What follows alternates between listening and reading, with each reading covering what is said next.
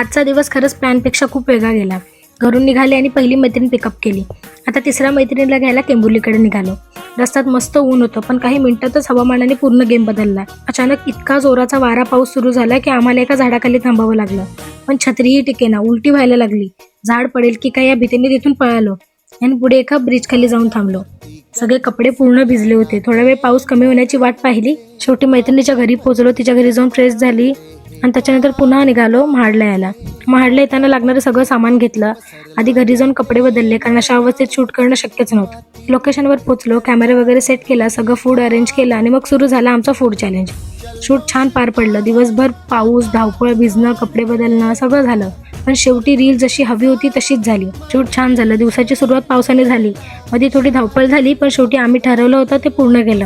आता तुम्ही food चॅलेंजची reel बघा आणि कोण जिंकलं ते नक्की सांगा. भेटूया नेक्स्ट व्हिडिओमध्ये. आतासाठी बाय बाय.